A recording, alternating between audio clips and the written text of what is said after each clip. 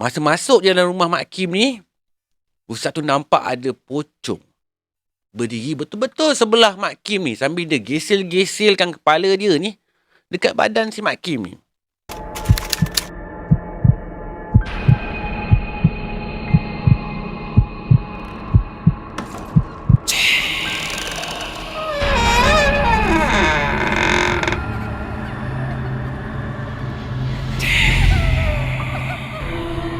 اللهم صل على سيدنا محمد وآله وصحبه وسلم.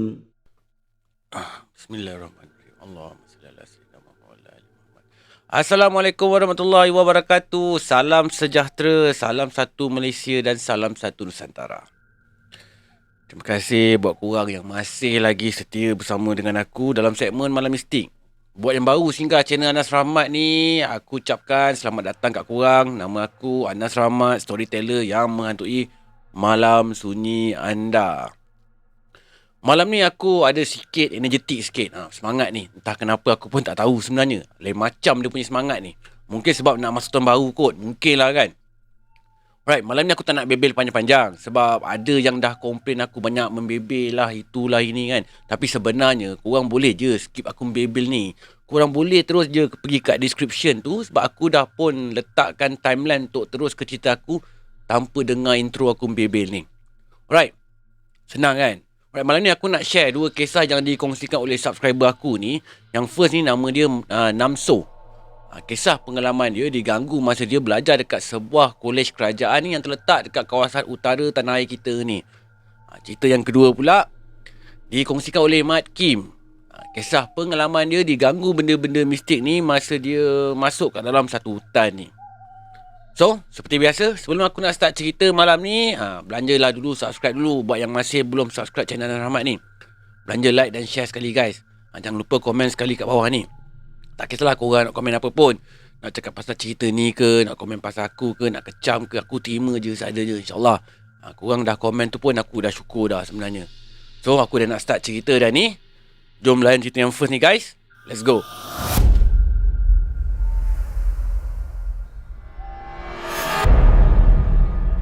Kejadian ni berlaku masa Namso ni belajar kat sebuah kolej kerajaan ni yang terletak dekat kawasan utara tanah air kita ni. Bangunan asrama lelaki kat tempat kolej Namso belajar ni, dia ada 4 tingkat. Kalau asrama perempuan pula dia ada 1 tingkat je. Tapi ada 5 blok. Bentuknya seakan-akan macam ala-ala rumah teres. Namso pula sebelum ni dia duduk dekat tingkat 2. Bila semester baru bermula pula, dia kena pindah ke tingkat 3. Yang mana senior semester akhir tu, diorang akan duduk kat tingkat 4. Bila sampai penghujung semester je, kebanyakan student-student dekat situ bila kelas terakhir diorang tamat je, diorang akan bergegas terus lah balik ke kampung halaman masing-masing. Tapi tak semua student pun dapat balik time tu juga. Ada juga student-student yang masih tak dapat nak balik lagi. Kadang-kadang tu tak balik bukan sebab apa pun. Mungkin sebab tak dapat tiket bas ke. Ada juga student yang datangnya bukan daripada kalangan keluarga orang yang senang. So kalau nak balik kampung tu, kenanya kampung kat Sabah ke, Sarawak ke, nak kena beli tiket flight kan. So tak dapatlah diorang ni nak balik. So nak tak nak, kenalah stay juga dekat kolej tu. So Namso ni, dia ni salah seorang daripada student yang tak balik kampung lah masa tu. Kenapa dia tak dapat balik kampung? Yang tu Namso tak cerita pula kat aku. Alright guys, back to the story. Dalam bilik Namso ni, dia ada lebih kurang 20 student yang ditempatkan bersama-sama dalam satu asrama tu. Tapi bila start cuti semester tu je, yang tinggal kat situ tinggal berapa kerat je lah. Yang lain tu memang dah balik ke kampung masing-masing dah.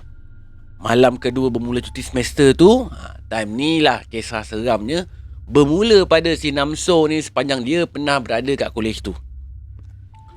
Masa tu lebih kurang jam 1 pagi. 3 orang member sebilik Namso ni, dia keluar berkiau maulai dekat surau dekat kawasan kolej tu. 2 orang lagi member sebilik Namso ni pula pergi tidur dekat bilik member diorang. So tinggallah Namso ni dengan seorang arwah kawan dia ni, Yul nama arwah member dia tu. Si Yul ni awal lagi dah tidur dah. Daripada pukul 10 malam lagi dia dah nyak tidur pun. Si Namso ni pun pada awalnya pun dah terlelap juga sebenarnya. Tapi tersedar bila tiba-tiba tekak dia tu terasa macam haus sangat. Lepas tu pula dia nak terkencing. Dekat bilik asrama Namso duduk ni tak ada toilet. Toiletnya semua letak dekat hujung blok. Senang cakap, toilet share je lah. So kalau nak ke toilet tu, kena jalan kaki keluar bilik terus menuju ke hujung blok tu. Kat situ lah toiletnya. Sejak si Namso ni tersedar daripada tidur dia tu, dia ada terdengar bunyi macam hentakan kaki daripada tingkat atas bilik dia ni. Bunyinya macam bunyi orang yang badan besar berlari dekat atas bilik dia. Hura lah betul bunyinya tu. Tapi bila seelok je Namso ni sampai dekat depan pintu bilik dia tu, masa dia tengah nak buka pintu tu, sebelum dia nak keluar pergi ke toilet tu, dalam hati dia tu membebel juga. Siapalah agaknya memekak malam-malam buta ni? Cakap Namso ni dalam hati dia. Habis je dia cakap macam tu dalam hati dia, terus bunyi yang kat atas memekak tu berhenti terus. Seolah-olah macam tahu-tahu je yang Namso ni tengah membebel dalam hati dia. Namso ni pun just teruskan je lah menuju ke toilet tu. Lepas selesai buang air kecil tu, bila dia keluar je daripada toilet tu, tiba-tiba dia dengar ada bunyi orang berlari daripada atas tangga. Bunyinya tu daripada tangga tingkat atas menuju ke arah tangga yang betul-betul letaknya dekat sebelah toilet tu. Masa ni memang seriau dah Namso ni. Berpeluh-peluh dia rasa. So, dia pun tak tunggu lama lah kan. Terus lah dia berlari masuk ke bilik dia balik tu. So sampai je dalam bilik, dia tutup pintu, terus naik atas katil, lepas tu terus berselubung, selimut. Dengan tiba-tiba, dam! Bunyi pintu bilik. Seolah-olah macam ada benda yang langgar daripada luar pintu tu. Ya Allah, memang terkejut gila Namso masa ni. Badan tu punya menggeletar tu, saya cakap lah. Kecut-kecut je perut dia masa tu. So pelan-pelan je dia ngendap pintu tu daripada balik selimut dia tu. Buka lah pelan-pelan kan. Dia terperasan dekat sebelah pintu bilik dia tu ada tingkap. Kat balik tingkap tu dia nampak ada satu bayang-bayang.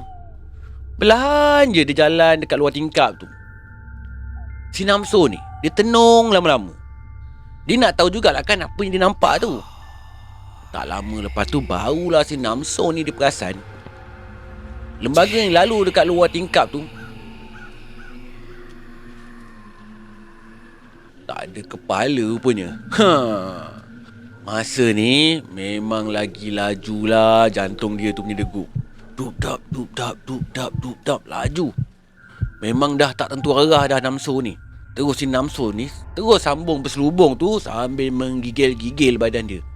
Dalam takut-takut tu, akhirnya si Namso ni terus terlelap. Dia punya lelap tu sampai terlajak waktu subuh. Paginya, Namso ni demam teruk. Nasib baiklah ada member sebilik dia tu, masa tu arwah si Yul ni, dia kejutkan si Namso ni untuk solat subuh. Tapi Namso ni dia tak bangun pun. Lebih kurang 7 pagi macam tu, Namso ni masih lagi tak bangun tidur. Si Yul ni dia pegang tangan dengan badan si Namso ni. Badan Namso ni panas masa tu, lepas tu menggigil-gigil. So arwah Yul ni lah yang bantu panggilkan warden, siapkan Namso ni untuk hantar Namso ni ke klinik. Namso masa ni memang dah tak larat sangat dah. Si Namso ni dia rasa betul-betul tu hutang budi dekat kawan dia ni, arwah Yul ni. Guys, Namso ni diminta kita sama-sama sedekahkan Al-Fatihah buat sahabat dia ni yang banyak berjasa dekat dia. Semoga arwah Yul ni tenang je kat sana, insyaAllah. Semoga Allah sentiasa merahmati arwah Yul ni, dan semua sahabat-sahabat kita yang telah pun pergi meninggalkan kita, insyaAllah. Al-Fatihah.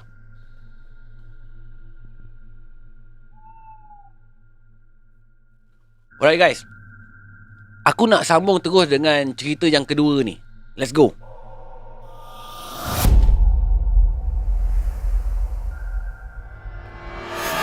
Kisah ni berlaku lebih kurang 5 tahun lalu.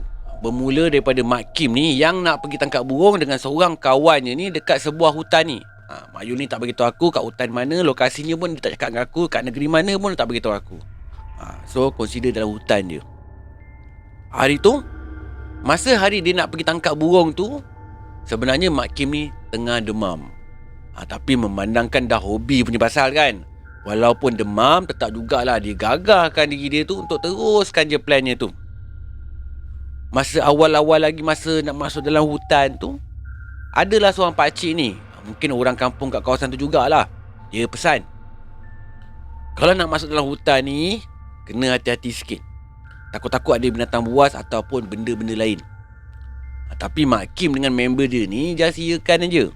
Tak adalah diorang ni terfikir dengan benda yang bukan-bukan pun masa diorang baru-baru masuk dalam hutan tu.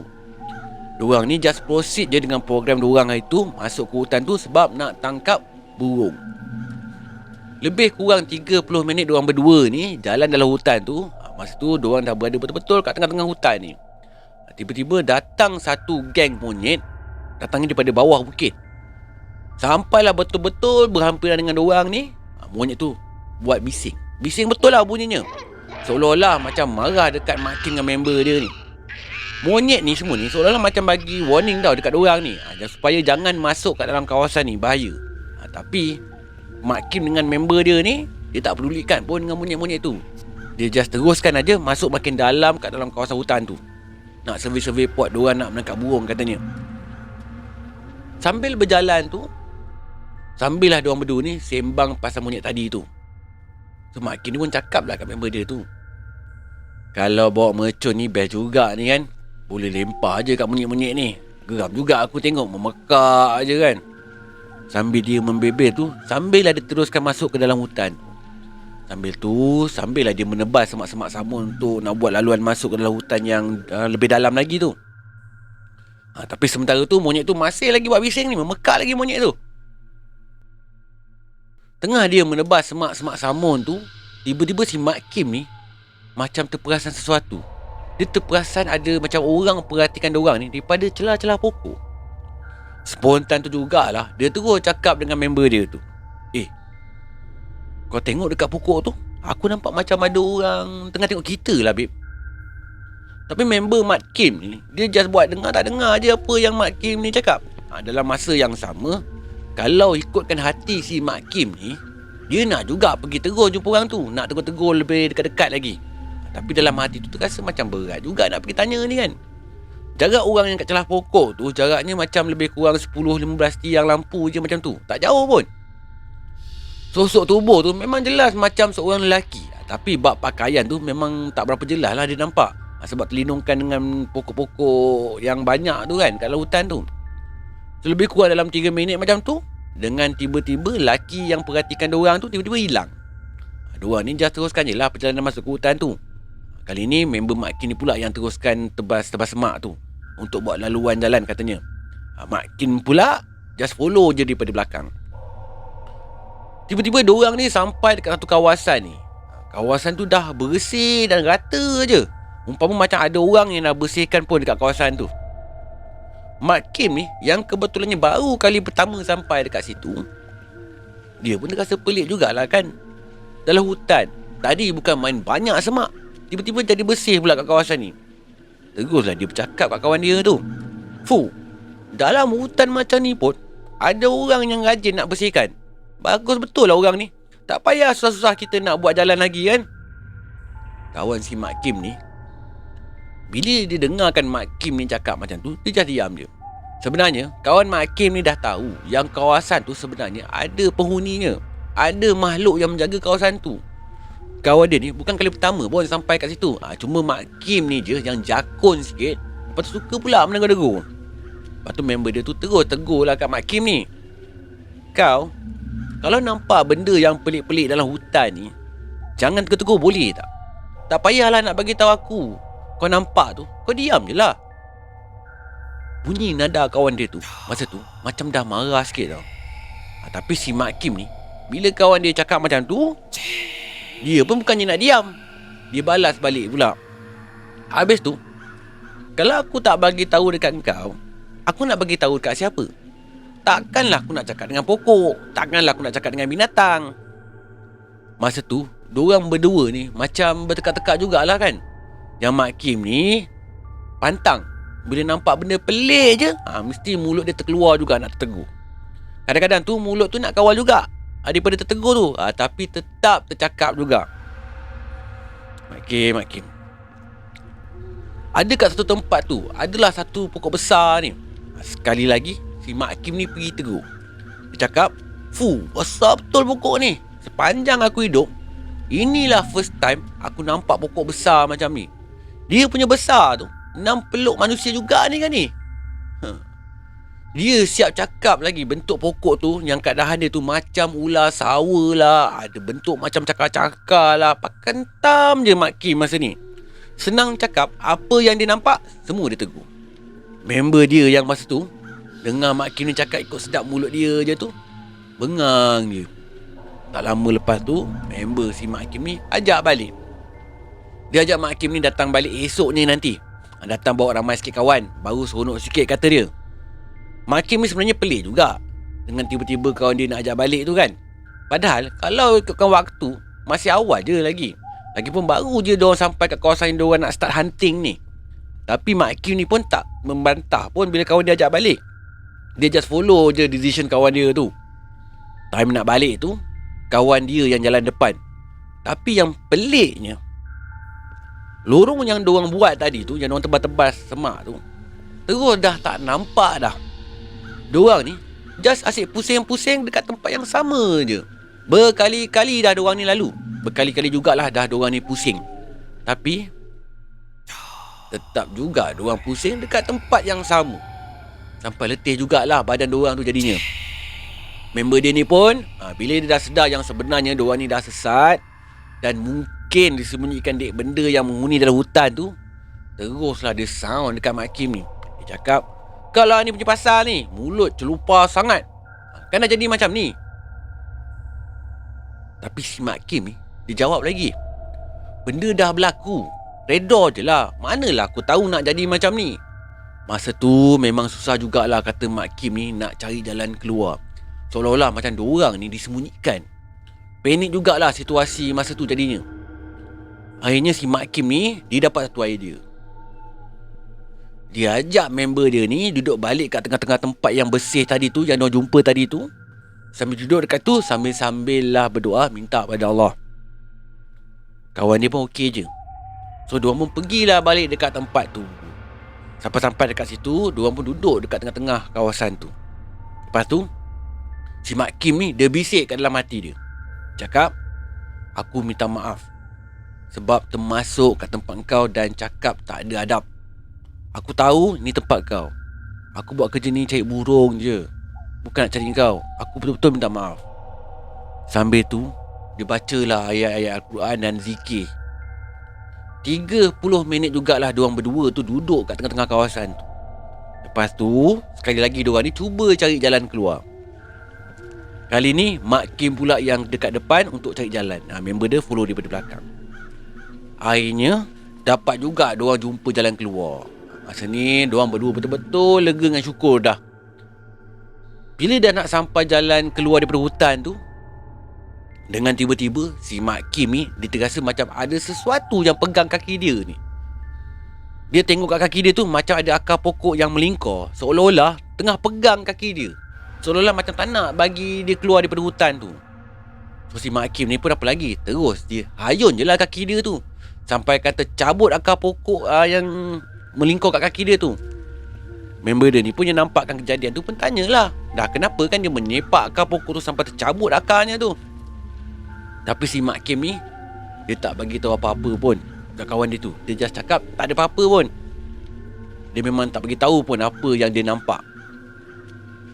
Otak dia memang fokus nak keluar daripada kawasan hutan tu secepat mungkin. Badan dia ni pun dah penat sangat dah masa tu dah.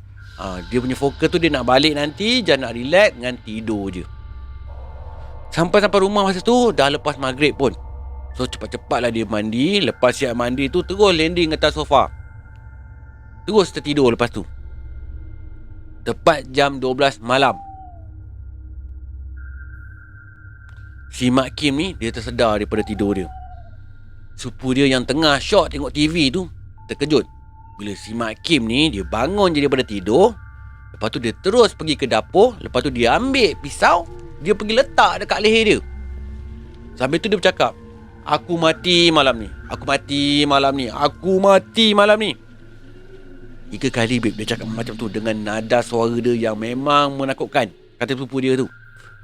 Sepupu dia ni bila dah tengok kan si Mat Kim ni dah jadi macam tu, dia pun jadi takut lah. Teruslah dia pun menjerit-jerit panggil semua orang yang kat dalam rumah tu. Sepupu Mat Kim ni cakap, masa tu si Mat Kim ni dia dah memang lain macam sangat dah bentuknya dah. Dah tak macam Mat Kim yang biasa dah. Mata si Mat Kim ni masa tu bulat, luas je. Tak macam biasa. Tak macam mata orang normal. Lepas tu pula perangai dia tu dah macam orang gila dah. Dengan muka dia yang bengis gila, macam orang tengah nak mengamuk tu. Seolah-olah macam tersampuk lah, senang cakap. Malam tu memang huru-hara kat rumah si Mat Kim ni. Sepupu dia ni pun cepat-cepat lah call satu ustaz ni untuk minta bantu buatkan si Mat Kim malam tu. Lebih kurang 15 minit macam tu, ustaz tu pun datang. Alhamdulillah, akhirnya si Mat Kim ni berjaya juga ustaz tu bantu ubatkan. Mat Kim ni dia tak cerita macam mana ustaz tu ubatkan dia. Tapi dia ada bagi tahu apa yang ustaz ni cakap dekat dia.